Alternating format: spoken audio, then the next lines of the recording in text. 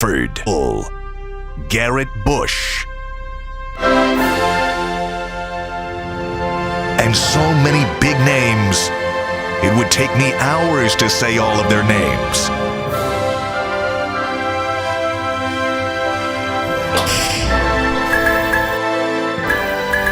The ultimate Cleveland sports show.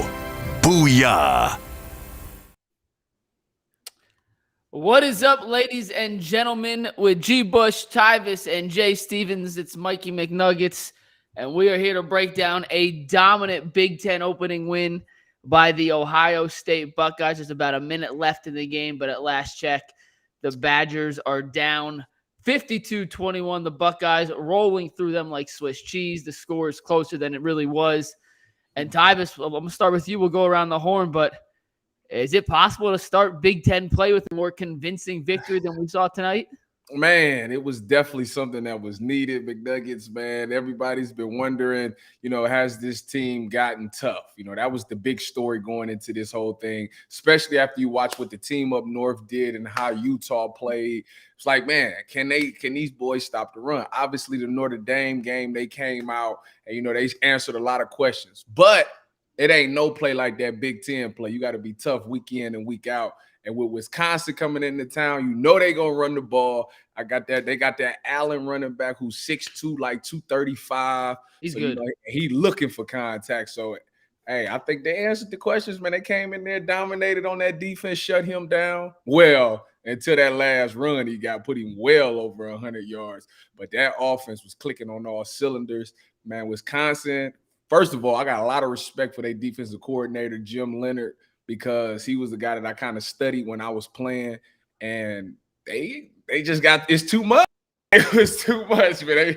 Jim Leonhard trying to come in with a game plan to stop them receivers, and then Kay Stover up there and then put up the first couple of touchdowns. So I think they was overwhelmed on defense over there. It was just too much, man. It's probably if they can really call the game whenever they want to, man, because if they want to come out there and put up 50, it's easy for them.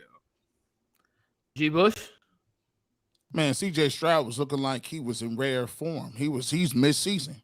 Them first couple games, what I'm saying, he had to let everybody know, listen, don't get it twisted. I'm still that guy.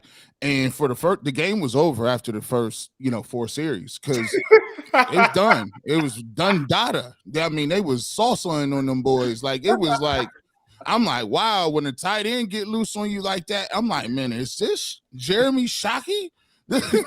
Shockey Winslow, Kellen Winslow, and Jeremy. I mean, it was everything was open. Everything they wanted to do. They got two backs, Mayan Williams and Travion Henderson, both went over 100 yards.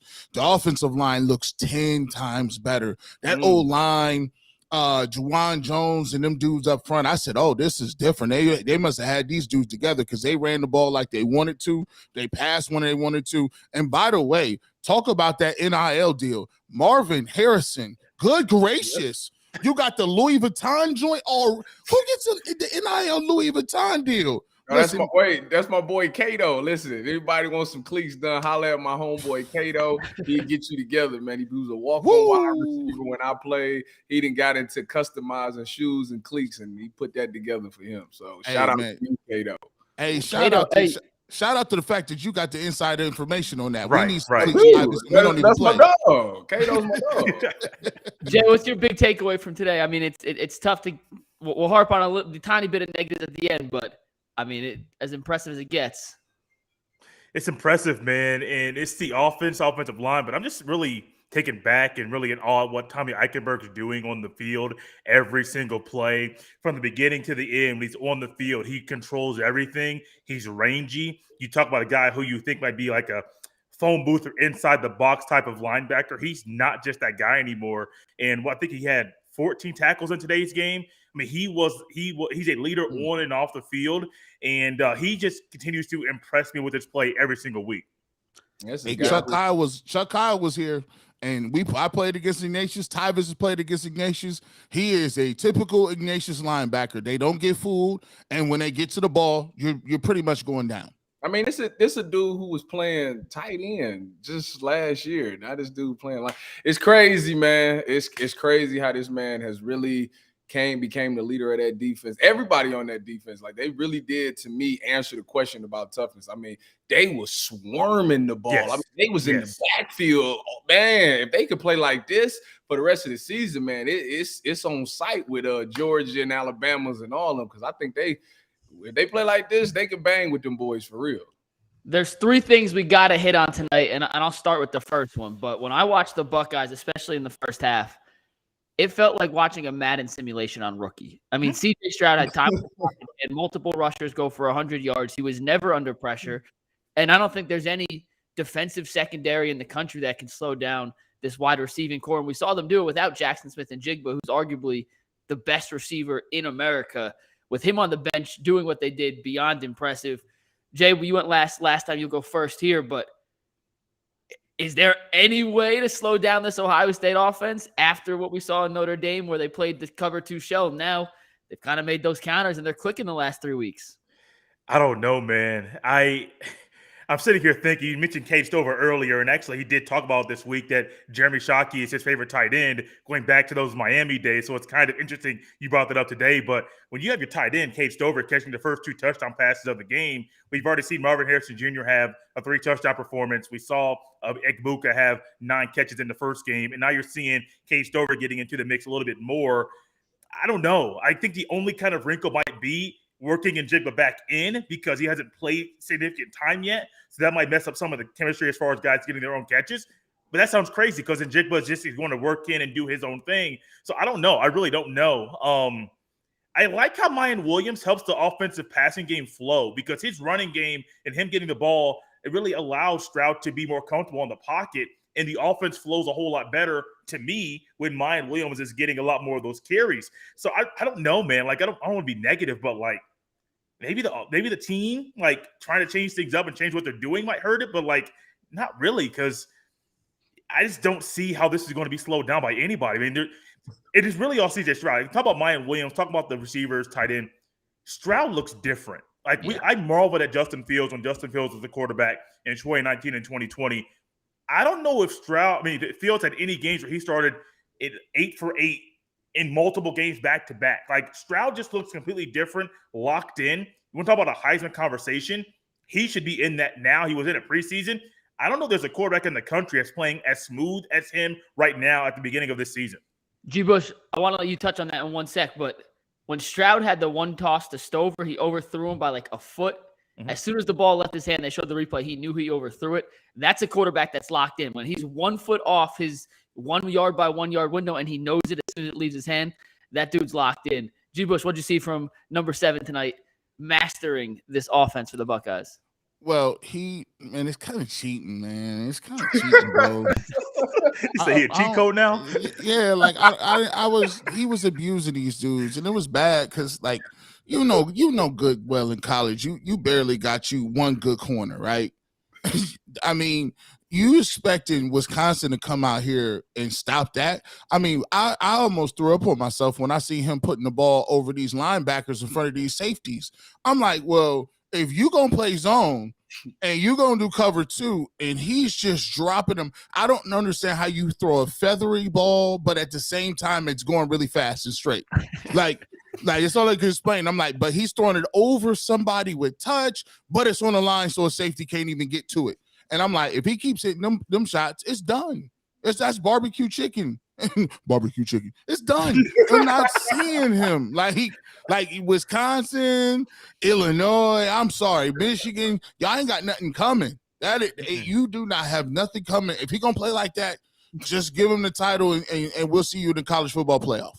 Tyvis, from a defensive standpoint, how do you even go about trying to slow down this Ohio State offense when Stroud's playing at this level? Listen, I think Notre Dame had the best plan. You know, you have to treat them kind of like Patrick Mahomes, where you got them 2 deep safeties, and you got to try to run that 2-man, you know, and try to make him throw it over the top and have all your DBs play underneath. But like G. Bush said, man, it's in college, man, it's hard to have you usually every college have at least one good corner. Like, you asking for 3 of them. Like, it's not gonna happen. So, let alone not even in college, even in the league, it's hard to get 3 corners. So you never gonna get it in college. So if he playing like that, the best thing is you're going to have to get some pressure from your defensive line. Like, that's literally the only thing that can stop him, is that the offensive line can't handle what the defensive line is bringing, and they went in their one-on-one battles and getting him off his spot and having him shooken up like that. But,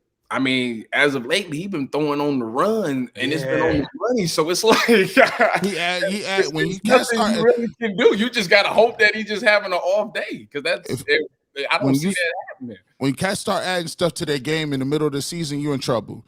Like, you add stuff to the game in the off season. Like, you come back with a jumper. Like, you come back and you've worked on your routes. Like, hey, I'm really not selling the post on the post corner. I'm gonna work on that one thing. Bro, this dude out here running around, throwing the ball. He's like throwing it out of bounds, and his receiver still catching it. It's just nothing you can really do. You just got to hope that it's off game. You talk about, like, having corners and DBs that can guard the receivers. How many guys can actually guard a tight end like Cade Stover? Because I think he's showing things that nobody thought he had in his arsenal, but it's consistency, not just the physicality in run blocking or in pass pro, but also being able to catch passes in different routes in different areas of the field. I don't know how many teams can actually have guys on the outside to guard receivers and have somebody to guard a tight end like Cade Stover. That's a weapon that nobody thought Ohio State had this year. I actually have a question, and I don't know the answer. Was he recruited as a tight end and then played linebacker and defense, or was he recruited defensively then switched to tight end? I think he was a DN, moved to tight end. He was a DN, moved to tight end. It was a bunch of stuff he did. He played like 3 positions at Ohio State. That's another thing. You don't backwards engineer nothing. You go, like, if you a tackle, you can see a tight end be like, I gained some weight, let me play tackle, I got good feet. You don't go from being a tackle to saying I'm about to play tight end. That never happens. How you go from DN to linebacker to tight end, and now I'm a threat and I get the ball now? Come on. See, Ohio State be stockpiling. I come from a MAC school.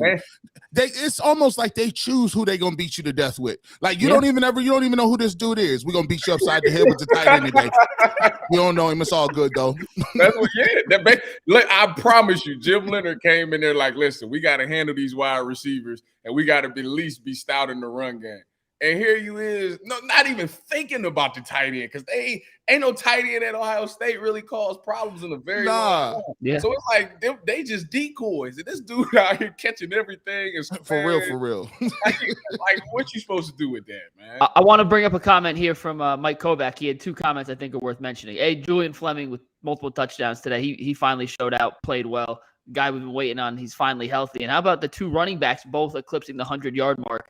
We talked about it after week 1. We wanted to see them be a little more balanced offensively. Get those running backs involved tonight. They had Wisconsin on their heels at all times, not knowing whether it was going to be a pass or a run. I got the stats right here. They averaged 6 yards a carry. Williams averaged 9.2, Henderson 5.8.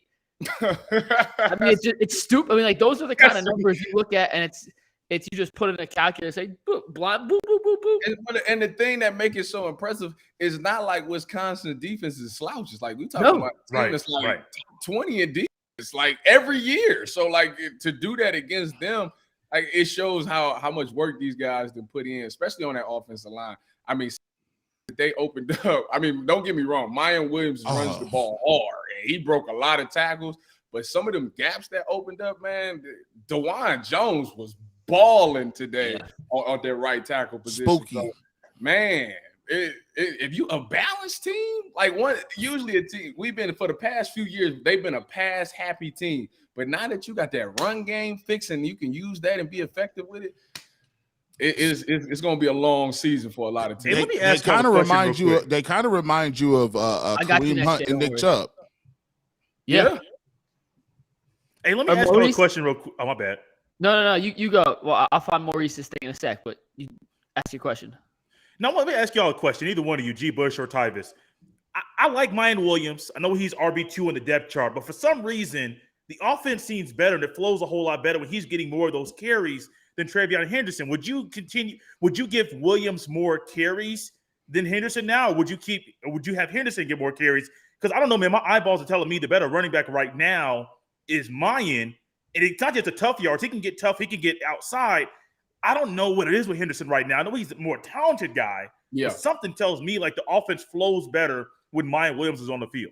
Go ahead, Tyvis. I would definitely give Mayan the more carries right now for a simple fact that, one, you're right, the offense do move better when he's in there because he got that dog mentality. It's something about seeing a guy go out there and play physical that inspires that whole offense. And then another reason I give him more carries is because Travion he is suffering some injury. They never said what it was, but he's been walking in the walking boot for like the past week. So he's not 100%. So therefore, you got to take some of them carries away from him and give it to Mayan. And Mayan has been a guy who's been hungry, man. All this whole offseason, ain't nobody said nothing about Mayan. It's all been about Travion Henderson, this, he, that. He is supposed to be in the Heisman race. And Mayan just been sitting back like, all right, I'm going to show y'all when the season starts. So when it comes to it, when you need them tough yards and you need somebody that's going to run hard, he's that guy. Give me the ball, and I'm going to make something happen. And you better get out of his way because if you don't get out of his way, he's taking you wherever he's going. And that's, like I said, from an offensive standpoint, if you see that, you see your running back running hard like that,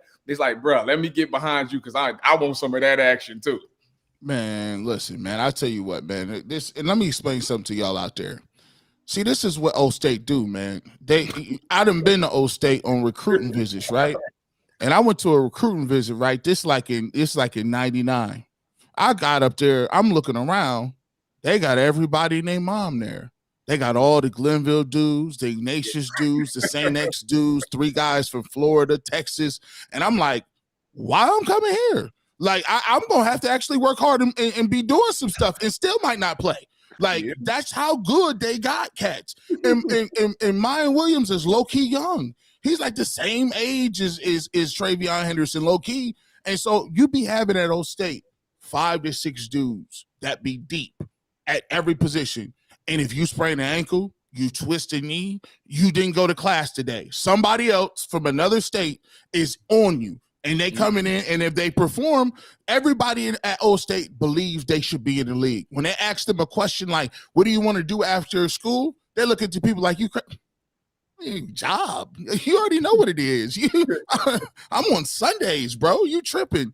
And that's the mentality they got. Mayan Williams, to me, is pretty much he's the better back right now today. Don't mean he got the upside, but I mean, I don't want to tackle him. I know they don't. Can I ask you guys a question with that? Do you think the carries will be dependent on the defense they're playing? Wisconsin's more of a slow defense, which led into Travion's speed as opposed to some of the faster defense in the Big Ten, which frankly, none of the speed on defense in the Big Ten will even come close to what the Buckeyes have on offense. I don't think it'll really matter because I think this year, as I just said, the injury from Henderson is kind of really hurting him right now. But the offense has flowed a whole lot better with Mayan Williams on the field. And it's not just today. There's been a few games that we've seen so far. So I don't think the opponent's really going to matter. I would give Mayan more carries right now for the foreseeable future until something changes. One thing that carries between this team, this fast teams, slow teams, physical teams, physicality is something that carries everything. It doesn't matter who you going against. If you're more physical and you're more dominant and you want it more, it'll be successful against anybody. So if he's gonna be that guy, because if you go back to the Notre Dame game when things was going slow, who was the one that brought that spark? Mayan Williams came in there. He came in there, ran somebody over, and kept it going. You know what happened? Travion Henderson was like, oh, snap. Let me get in there. Let me get some of that action. So you need a guy like Mayan to spark the offense. If things ain't going well, you got to be able to hand the ball off to a guy who hungry and who want it, and everybody else is going to feed off of it. So we saw – Go ahead, Big Nuggets. Well, I was just saying we saw Marvin Harrison come out today with an Apple Watch on, and I know it's probably an NIL deal, but to me, it feels like he may have been saying, "Hey, we know Wisconsin can't hang with us. I'm gonna come out with my Apple Watch on, my Louis Vuitton cleats, and maybe just take him a little lightly." Look around college football today. Arkansas, top 10 team, loses. Oklahoma's about to lose. We're seeing upsets galore. Do you guys have any worry whatsoever that this team may be overlooking some of the lesser opponents coming up on the schedule, or is this team just too good to be upset by these big teams? I don't think that one thing. So I talked to Ryan Day before the season started. They definitely are taking everything one game at a time. When you go through what they went through last year, You can't overlook anything. That's why they lost to the team up north, because they've been so successful that the CFP has always been the thing. Like the team up north game is going to happen. The Big Ten championship is going to happen. We focus on the CFP, and when you do stuff like that, you trip over yourself. So I think they've learned the lesson from that. I don't think they will overlook anybody going into the season. They literally are taking it one game at a time. And Marvin Harrison did that because, listen, he's just a swaggy dude. I mean, he wanted to come out there and be flashy. You know, that Apple Watch thing, like, it ain't no Richard Millie. You know, Odell started that BS coming out there with that Richard Millie. But now he's balling on the budget. He ain't got that Odell type money, but that Apple Watch with the Louis, that's equivalent to Odell coming out there with that Richard Millie. That Richard Mill, like that move, we didn't even quite understand it at the time. He was so ahead of it. He was so over, and all the old media dudes, I don't know, he had that watch on. I said, that ain't no Timex, bro. You got to understand what that is. That's $250. That shows. We not even gonna call it a watch, G. Bush. That's a timepiece he got on. That's an investment. It's a time machine. Yeah, listen. I'll tell you what. He wore the Apple Watch, and sometimes people say, "Well, you weren't focused. You could have came out there and you could have got messed up because you had that watch on." Let me ask you a question. In the 80s, if Mike Tyson came out with 10 watches on, didn't matter. You would still get knocked out. It didn't matter. Sometimes somebody's better than you. They just always gonna be better than you. He out there burning people on routes and texting this girl all in one motion. All at the same time. Yeah, baby. Watch how I do him on this play. All kind of reception. And he in the clubs at night. He might still have. I wear them cleats in the club. I'll be in the club with a cleats and a helmet on. Walking cleats, though, G. Come on now. You're right. Wait a minute. Y'all see, they made a phone call. He took them cleats off in the second half. Yeah, he did. Yes, he did. Nike called like, hey, I don't know what y'all got going on. Kirk Herbstreit was dry snitching. He was dry snitching. He would have got away with it, but he was like, oh my gosh. They put the close up on him and everything. It was the done. boy went viral. He got the ESPN alert on his watch. Marvin Harrison wearing Apple Watch and Louis Vuitton cleats. He saw it on third down and changed in the locker room. I said, man, that signifies, he's like, long live the king. The king said, I'm the new king. He said, Jackson Smith and Jigba is good, but let's not get it twisted. I could get 300 too. Like, he came out and wanted to be recognized. I want to know how much you got for the Apple Watch. You got that deal hit for. Let's talk a little about this Buckeyes defense, though, Tyvis. They did give up the long 75-yard run in the fourth quarter. Game was already out of hand. For the most part, they made Graham Hertz's life a living hell. 3 weeks in a row now, or we saw him play great in week one. There was a little bit of miscommunication issues the last 2 weeks, especially against Toledo. But Toledo's quarterback was good. Make no mistake, that dude could ball. Yeah. Tyvis, what did you like the most from this Buckeyes defense tonight? I just like the physicality. I just like them coming up and tackling. I mean, Tommy Eichenberg and Steele Chambers, like, these is two guys who last year had to figure out how to play linebacker. And now we talking about them like they're just the leaders of this team. I also like Mike Hall coming out there. He was questionable if he was going to play or not, but he got back out there and he was still effective. And that defensive tackle position, if you can come through, even Teron Vincent came through one time. He did. I was like, oh, yeah, if their defensive tackles is going to play like this, it messes up everything because nobody's pressure to come down the middle. See, when you're a running back and you get the ball, freaking Leroy told us this. When you're a running back and you get the ball, the thing that can mess you up the most is if your lineman is sitting right there and getting pushed back into you. Now you ain't got nowhere to go. And that's what was happening tonight, what they was doing with Allen. So I'm extremely excited about this defensive line, particularly the defensive tackle, but them linebackers is flying around. And it didn't even matter that both starting corners wasn't in there because they still came with some picks tonight. So next man up at that secondary position. Oh, man. Hey, Honesty Patel, don't say nothing because I still owe this cat Tyvis a hoodie. Man, you know don't even talk about that. Hey, this is blackout ready. This blackout ready. See, you don't understand. It's a blackout barbershop. You see that right there? This was just for the blackout game. See, I ain't doing it like that. Look at that Buckeye right there. That's cute. That's cute. I got up on stage today in front of like 1,000 people. It'd have been nice if I had my Panda hoodie on, but people don't want no advertisement. Listen, I gotta get him. Listen, see what y'all done started. I gotta get him this because Tyvis is like famous now. I need. Oh no, I'm not. He's like famous now. We need to get that off. Hey Jay, what do you think of the defense today? I was kind of worried about those. It was 3 guys who were out. Yeah, Cam Brown out, Denzel Burke out, and then you had Jordan Hancock who's still hurt. So you had 3 corners that were out. So I was kind of wondering, would Graham Mertz be able to take advantage of those absences? You didn't see that. Like I don't care if he's not the best quarterback in the world. He's a college quarterback. He's starting. Those are things you take advantage of, and he was not able to do that. And I got to give credit to Jim Knowles again. He's kind of figuring out how to dial up the right things. Defense is still aggressive. Yeah, the team's going to give us some touchdowns, and they're going to make maybe a big play or 2. But really, just those absences on defense didn't hinder the overall performance of the defense. They really were able to play well with those guys off the field. Like, I was really impressed by that. I thought the defense was good. I think Braylon Edwards, Wisconsin's running back, is really good. And for the most part, I thought the Buckeyes did a pretty good job containing him and not letting him, run wild until the end. But Braylon Edwards was getting touches at tailback. He said, Allen. Quarterback and receiver. Allen, not Braylon Edwards, Braylon Allen. Hey, listen, the whole chat was like, Braylon, we don't talk about him over here. Not on the Cleveland show.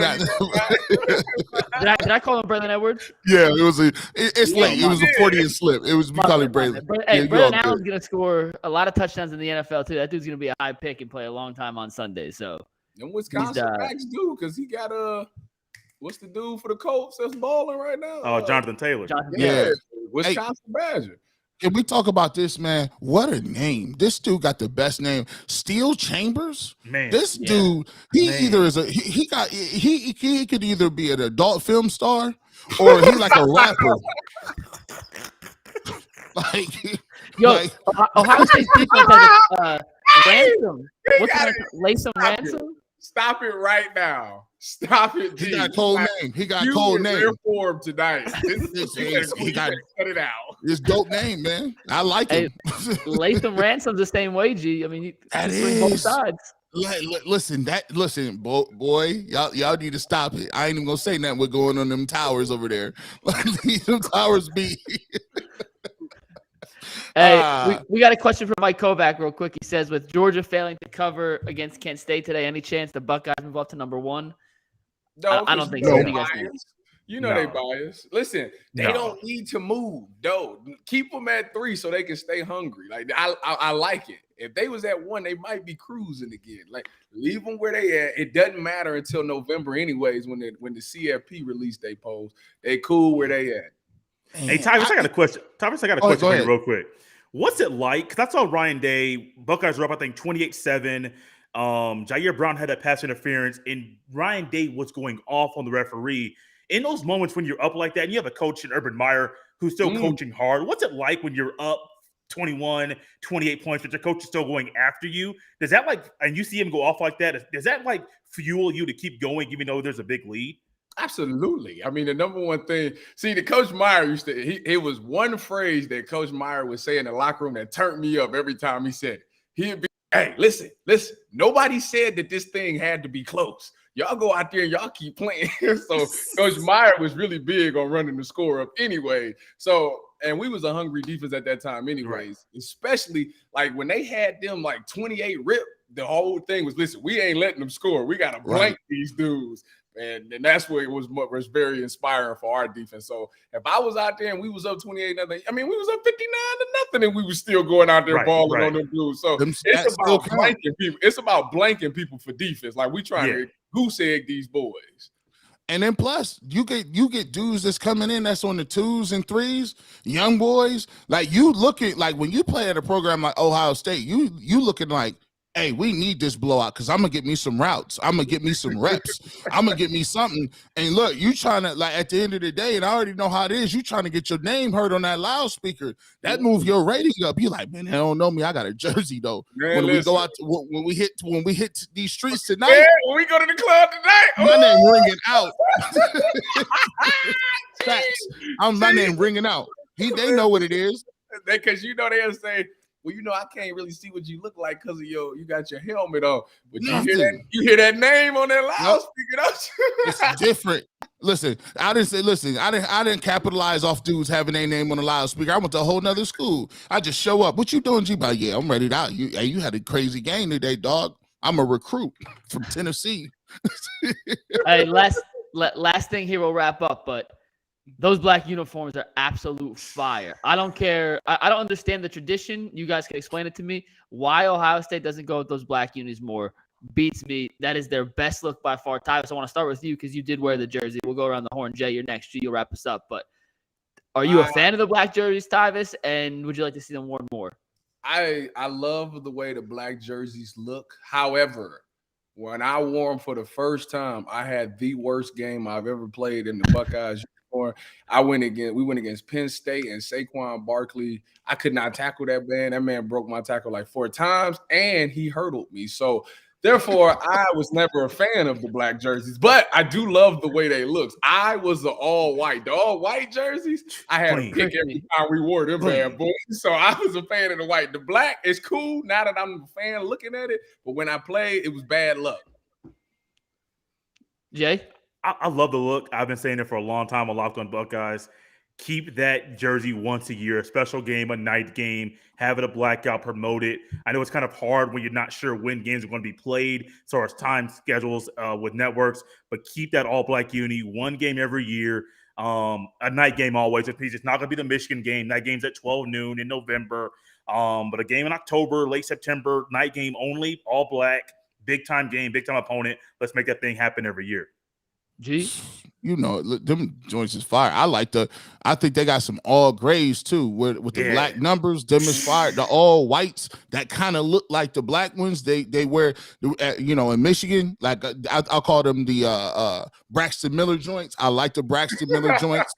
Them is crazy. I like the fact that they got the sticker with the green on it. The helmet set it all the way off. Some of these people be messing around with all this traditional stuff. They don't understand. If they don't keep them uniforms, people going to be like, well, I can't go to Ohio State. I got to go somewhere else, bro. Like, people is that petty. Like, kids is that petty. If you didn't let them get number 1 or a single digit and they a top recruit or you ain't got no alternates, believe it or not, them alternates be bringing whole All-Americans to your school, and they come far away and far around to rock them jerseys, and they fire.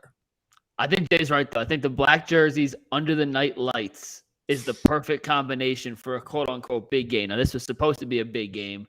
Wisconsin crapped the bed, and they were down 28-0 before anything happened. But I think under the lights with this offense, they walked out, and I was like, Maurice Claret tweeted perfectly. Oh, they scoring 30 in the first quarter. In those black units. And you're like, yeah, you're not stopping CJ Stroud. And I'm like, if they had Jackson Smith and Jigba, they would put up 60 points in the first half. I don't know how you stop the black jersey. It is, and I would do with this performance, and we could ride out. Do you see them losing any games in the Big Ten? No, I don't. No, they got Michigan at home. Penn State, of course, is good, but to be honest with you, G, they literally are calling the margin on how they want to do. Do we want it to be close or do we not? Like, that's where it's at.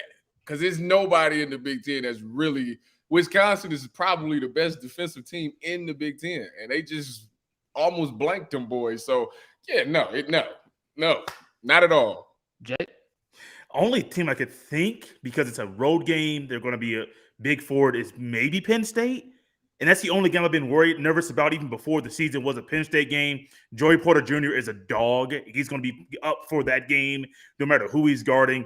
But that's like the only one. Like, I don't want to be saying like Michigan's not that good because I think they're decent, but I think after what happened last year, Ryan Day is not going to let it happen. Like, that game it's not going to let it happen. So maybe Penn State because it's a road game. That might be the only one, but because that game's always, Tyvis knows, that game's always closer. They always play physical in that game. So that would be like the only one I could say possibly. But I'm not really worried about anybody else. I'm not at all. I'm worried about, and this is very sarcastic, but I'm worried about Iowa. Because somehow Iowa could put them to sleep with their offense. No, for real. Like, Iowa be playing good. It could be a 4-0 final score, and somehow Iowa gets 2 safeties on themselves. They put it wrong on the scoreboard. The whistles blow. The refs blow the whistle. Next thing you know, the game. You're wrong. There's no way. The only game that they can trip over is Maryland, and I'm gonna tell you what. Delay can play. That's the reason, but that's the game before the team. So you can overlook it and be already thinking ahead, and they could do something. If I'm Maryland, I'm wearing those wonky ass, ugly 17 colored helmets and just being a distraction on the field. That's the only chance they got. Let's be honest. That's the team you start NCAA 14 with. Dynasty. I'm gonna get Maryland together. Hey, the new game comes out next summer. I'm hyped. Well, what you mean? Listen, you might not see me too much. They're like, G. Bush, what happened to your blog? The college football came back out. Right, when does it come out? Next year, I think July next year. Are they putting Are they putting legend teams on there? Because if so, I don't know. I need to check. If you're in the game, me and G. Bush will start one of those My Player Dynasties with you, and we'll see if we put a better stat line for the season. Put that championship team on the game. I need to check. What's your rating? What's your rating on the championship team? Like 86. See, what's your speed? 48. Probably like a 90. See, he got. You know what? That's realistic. Because some people be like, my speed on Madden was like 92 or something like that. Okay. The fact that you were Madden, by the like, I know you didn't have this NFL career you wanted, Tyvis, but the fact that you're Madden even for a second, like, I would have that game framed like a platinum record, like Diddy's got on his walls. I would just have 100 different copies. I'd have Madden PS2. You know what I did, McNugget? PS4, PS5, Xbox, Sega Genesis. I used to play Madden. I used to play Madden from when I was Madden 2002 all the way up until I made it to the NFL. Madden was my favorite game. Once I got to the NFL, I stopped playing it. It was the darnest thing. I got to play with yourself. Didn't play. Well, that's not weird. But you never play with yourself in the game? Wow. Right. I did not play Madden. Not at all. Hey, man. I was on college football. I got a check from that. They gave me about $200. Football? Yeah. From 2000. Ohio numbers. 91. 91. The highest I ever got was like a 70. I was like a 70. Matter of fact, and I thought I was dope. It might have been like a 72, but the speed wasn't bad. I was like, oh, they got me like at a 72 speed. That's the thing. Everybody looking at. Shoot, I made it on NCAA. The last NCAA that came out, I was one of my college teammates went to play in Israel after, and he was on one of those Israel teams you could play with in 2K. And you put the sliders, he'd be dunking on Michael Jordan. It was. Hey, that's the greatest feeling in the world. Maccabi grade 2 on those international teams. Shout out Jeff Gray. How you doing, Jeff? So I'm super excited. But yeah, when is our next one? When we doing this again, fellas? I think 2 weeks. Michigan State, October 8th. Trap game. You know how Michigan State do, Tigers. They just lose today? I think it's either that or they almost got blanked today. They lost to Washington last week on the road, then they lost to Minnesota today. We're probably not going to do Michigan State then. Let's be honest. We had nothing to talk about today. If they're going to beat Michigan State by 700, we don't need to hop on here. I don't know. Yeah. Well, we got 2 more on the books. We're definitely doing Michigan no matter what. And then we'll figure out whether we're doing Penn State or Michigan State. But make sure y'all check out the Ultimate Cleveland Sports Show Monday through Friday, 11 to 1. Tyvis is on Wednesdays. G. Bush is on all week. Jay Stevens, the main co-host of the Locked On Buckeyes podcast. It's daily, right, Jay? Monday through Friday? Yes, sir. And then I get game reactions. Check out that. If you haven't subscribed to the podcast, subscribe to the YouTube channel. Big things coming this week, and Buckeyes won by 30-something points. I mean, it's time to celebrate, boys. It's a victory Saturday night in the club. Tyvis, where you headed next? The bedroom. Nice. Pause. You could have said I'm going to go to sleep. You could have said that any other way. Anyway, you say I'm going to the bedroom. Hey, last thing. We got wrapped. How funny was it that someone called Tyvis out for using his white voice on the radio? That was so funny. That was the best comment we've ever gotten. He said you sound a little corporate, bro. Hey, you see his face on that too? You should have told Brad, come on, man, you're a politician. You can't be a politician and calling me all corporate. The people that say it, he's way worse than me. That's first of all. And secondly, when I was tired, man, I know I don't stay up past 11 o'clock, man. I'm doing the pregame at 12 o'clock at night. I'm listening. Hit that like button too. Hit that. Everybody that's in here, before we roll out, I need you to hit that like button. Stop playing around. Hit that like button. We need to get that. We need to get that number all the way up, man. I can't see it, but we need to hit them like numbers. Yep. I appreciate y'all letting me crash the NAACP meeting, and I will see y'all on Monday. Later, boys.